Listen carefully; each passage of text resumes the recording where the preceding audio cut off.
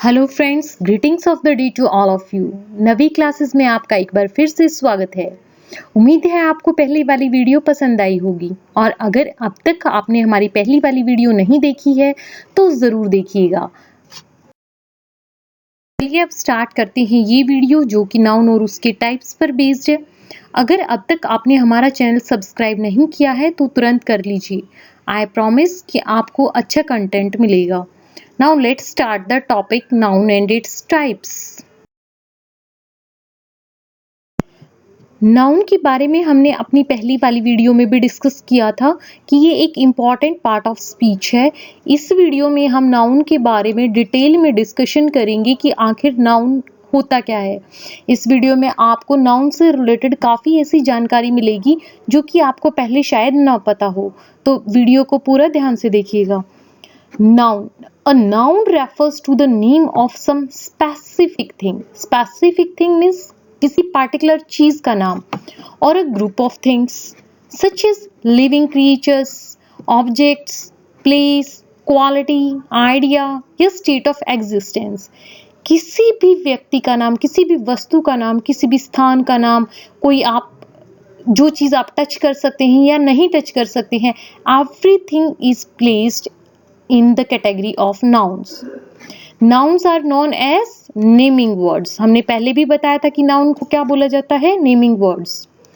अब नाउन के एग्जाम्पल अगर हम डिस्कस करें तो पीपल में जैसे कि किसी का भी आप नाम लीजिए, अवनी, श्रेया, सब नाउन के अंडर आता है। और कोई भी प्रोफेशन आप ले लीजिए, जैसे कि कोई डॉक्टर है, कोई टीचर है, कोई लॉयर है, सब नाउन के अंडर आएंगे। अब किसी भी जगह का अगर जिक्र करें तो किसी भी जगह का नाम ले लीजिए, जैसे India, Canada, house, school, park, कोई और बिल्डिंग, सब नाउन है।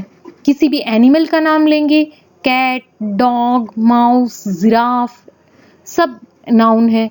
किसी भी अगर चीज का नाम लेंगे, जैसे कि table, chair, book, bat, ball, सब नाउन है।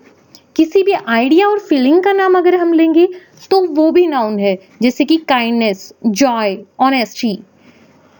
हम आपको डिटेल में बताएंगे कि ये कुछ लोग सोचेंगे कि ये तो किसी चीज का नाम है नहीं, कि काइंडनेस, जॉय, ऑनेस्टी, फिर भी ये नाउन कैसे है।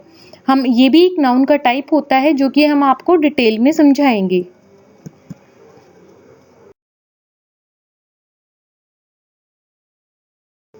बेसिकली नाउन जो है वो 5 टाइप्स के होते हैं। आपको पहले भी बताया था कौन कौन से, proper noun, common noun, collective noun, material noun and abstract noun. अब हम इन सारे टाइप्स को डिटेल में 1 बाय 1 डिस्कस करेंगे। Proper noun. Proper noun refers to the name of a particular person, place और थिंग। देखिए प्रॉपर नाउन क्या होता है, किसी भी पर्टिकुलर, जब हम पर्सन के बारे में या किसी भी पर्टिकुलर जगह के, कंट्री के, किसी कॉन्टिनेंट के, किसी भी पर्टिकुलर चीज के बारे में डिस्कस करते हैं तो वो होता है हमारा प्रॉपर नाउन। अब प्रॉपर नाउन की पहचान कैसे करेंगे? The proper nouns always start with a capital letter no matter where they fall in the sentence. For example किसी का भी नाम है, अगर सेंटेंस में कहीं पे भी आता है, जैसे कि हम लेते हैं example Kunjan, Kunjan is a good girl, तो कुंजन अच्छी लड़की है। कुंजन क्या है, नाउन है, एक प्रॉपर नाउन है कुंजन। और वो किसी गर्ल का नेम है, मतलब किसी की पार्टिकुलर पर्सन का नेम है, तो वो कैपिटल लेटर से स्टार्ट होगा। अब मैं ये लूं कि आई लिव इन इंडिया।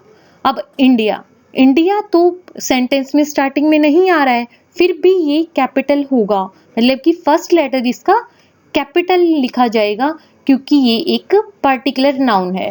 तो आप पर्टिकुलर नाउन्स की पहचान इस तरह से रख सकते हैं कि कोई भी नाउन जो कि कैपिटल लेटर से स्टार्ट होता है और किसी स्पेसिफिक चीज को वो अगर डिनोट करता है तो वो एक प्रॉपर नाउन है। प्रॉपर नाउन के बाद आते हैं कॉमन नाउन में। Common noun is a word which is used for a class of person, place और थिंग। मतलब ये किसी पर्टिकुलर पर्सन को ना दर्शा के उसकी जाति को, उसकी पूरी जाति को संबोधित करता है, तो ये कॉमन नाउन है। अब कॉमन नाउन की पहचान कैसे करेंगे? Unlike proper nouns, a common noun is not used in capitals, but it either begins a sentence or appears in a title with capital letters. मतलब कि अगर आप कोई सेंटेंस लिखते हैं, अगर वो कॉमन नाउन से स्टार्ट हो रहा है तो ही उसमें कैपिटल लेटर आएगा। अदरवाइज अगर वो कहीं सेंटेंस के बीच में अपीयर हो रहा है तो वहां पर कैपिटल लेटर से वो स्टार्ट नहीं होगा। फॉर एग्जाम्पल जैसे कि city, boy, dog, street, tower, ये सारे क्या है? कॉमन नाउन है। मतलब ये किसी पार्टिकुलर जगह का या पार्टिकुलर चीज का नाम नहीं है, बल्कि इन कॉमन एक क्लास को ये रिप्रेजेंट करते हैं।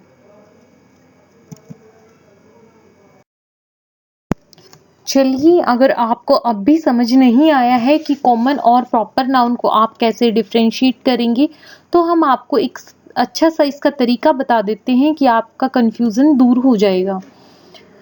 कॉमन नाउन जो है वो व्हाट इज इट, इस क्वेश्चन का आंसर करता है। मतलब कि अगर आपसे पूछा जाए कि ये क्या चीज है, मतलब कि व्हाट इज इट, आप आंसर कैसे देंगे उसका कि इट इज समथिंग। मतलब कोई भी आप पर्टिकुलर चीज का नाम ना लेकर के आप उसकी क्लास का नाम लेंगे कि इट इज दिस, तो वो एक कॉमन नाउन रिप्रेजेंट कर रहा है आपके इस सेंटेंस को। अगर आप प्रॉपर नाउन का आंसर देंगे तो वो उसके लिए व्हाट इज इट्स नेम, इस चीज का आंसर होगा। जैसे कि फॉर एग्जाम्पल एक टावर के बारे में बात कर रही हैं, मैं आपसे पूछूं व्हाट इज दिस, आप बोलेंगे दिस इज अ टावर। तो टावर क्या है? एक कॉमन नाउन है, और कॉमन नाउन है तो ये क्या रिप्रेजेंट कर रहा है? उसकी क्लास को, उसकी कैटेगरी को रिप्रेजेंट कर रहा है कि वो एक टावर है। बट आपने पर्टिकुलरली उस टावर का नाम तो बताया नहीं। लेकिन मैं फिर आपसे पूछूं कि व्हाट इज इट्स नेम, तो आप बताएंगे कि दिस इज ईफल टावर। तो आप पर्टिकुलरली अब उसका नाम मुझे क्लियर करेंगे, तो ये होगा प्रॉपर नाउन। तो हमेशा अब आप कंफ्यूज नहीं होंगी कि कॉमन और प्रॉपर नाउन में क्या डिफरेंस होता है।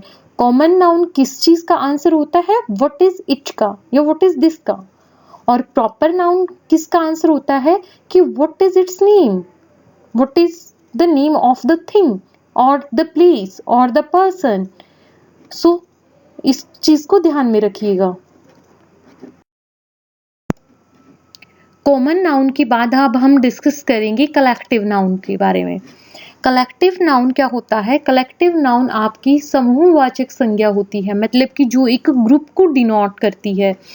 Collective noun is the word that denotes group. It may be the group of living creatures और may be the group of things. किसी भी चीज का वो ग्रुप हो सकता है।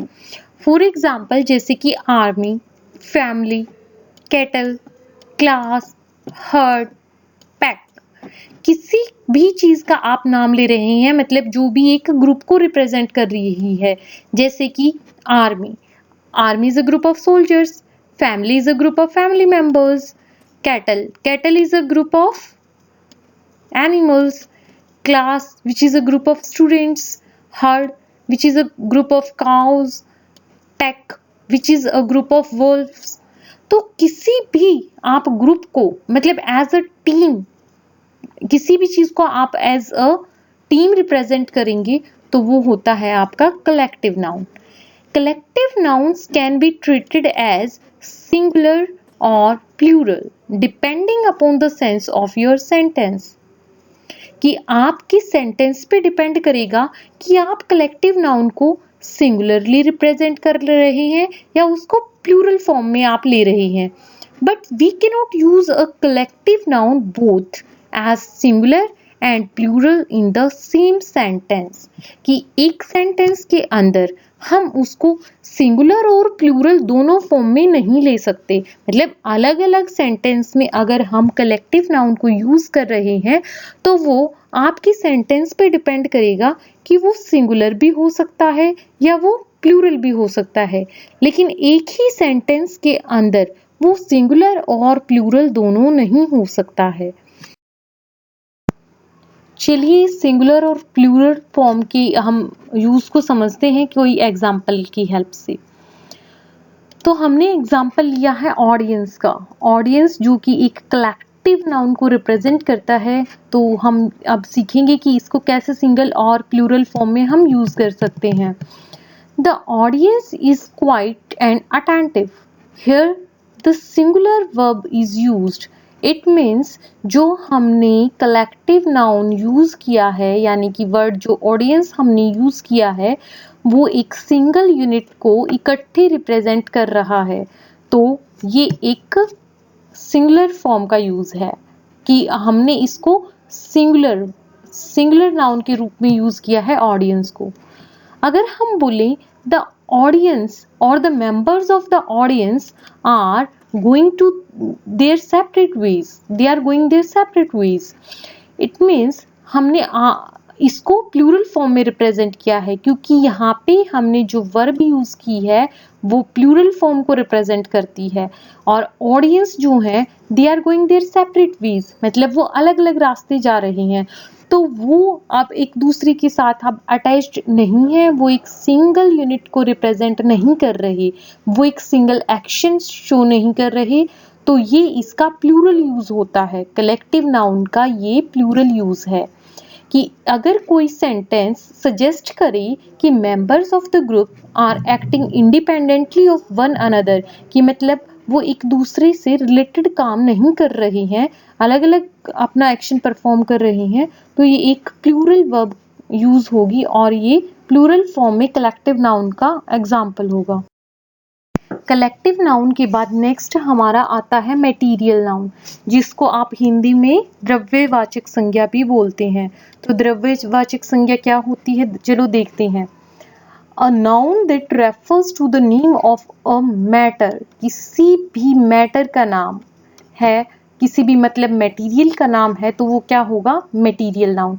जैसे कि गोल्ड है, सिल्वर है, प्लैटिनम है, आयरन है, प्लास्टिक है, कोई भी मटेरियल जिसका यूज किसी चीज को बनाने में होता है तो वो मटेरियल नाउन होता है।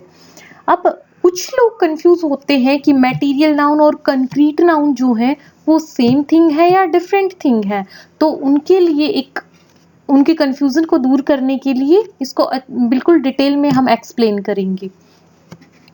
मटेरियल नाउन क्या होते हैं? मटेरियल नाउन वो सब्सटेंसेस के नेम होते हैं जिन्हें हम टच कर सकते हैं, जिन्हें हम देख सकते हैं, और उनका यूज हम किसी चीज को बनाने के लिए करते हैं।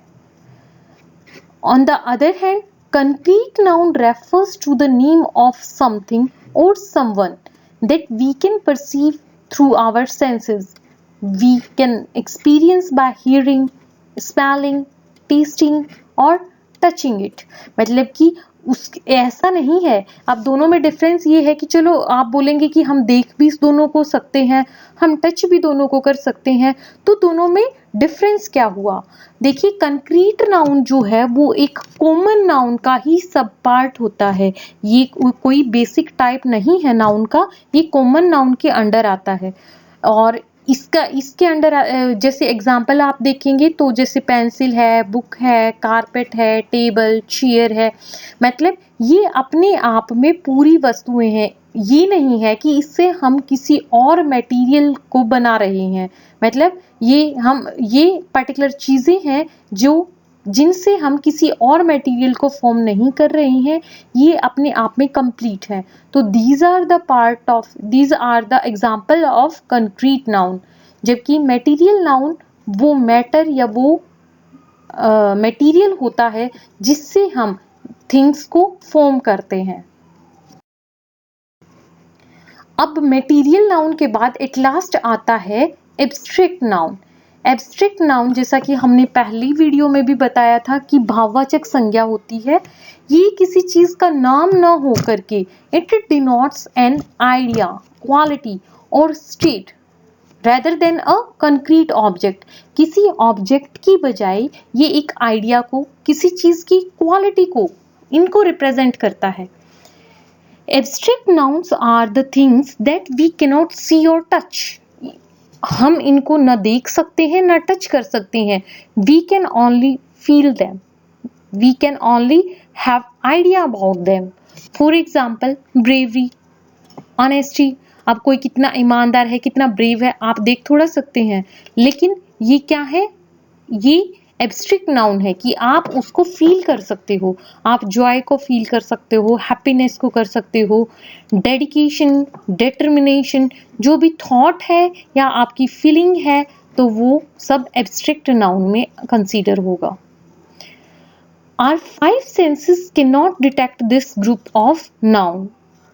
तो इसको पहचानना बहुत आसान है कि जो भी हमारी पांचों इंद्रियां होती हैं, जैसे कि आईज हैं, तो हम अपनी आईज की हेल्प से इसको नहीं देख सकते, ना हम अपने कानों से इसको सुन सकते हैं, ना हम अपने हाथों से इसको टच कर सकते हैं, ना हम अपने नोज से इसको स्मेल कर सकते हैं, ना हम अपनी टंग से इसे टेस्ट कर सकते हैं। तो हम किसी भी अपनी सेंस का यूज करके, जो भी हमारी सेंस ऑर्गन्स हैं, उनका यूज करके हम इस चीज को नहीं देख सकते। We can only and only feel it. तो ये हमारा एब्स्ट्रैक्ट नाउन होता है। तो इसको पहचानना बहुत आसान है, तो इसमें बिल्कुल भी कंफ्यूज होने की जरूरत नहीं है। और होपफुली आपको ये वीडियो पसंद आएगी। Thank you for watching the video. अगर आपको वीडियो पसंद आई है तो इसे अपने दोस्तों के साथ शेयर करें, चैनल को सब्सक्राइब करें और वीडियो को लाइक करें। Thank you.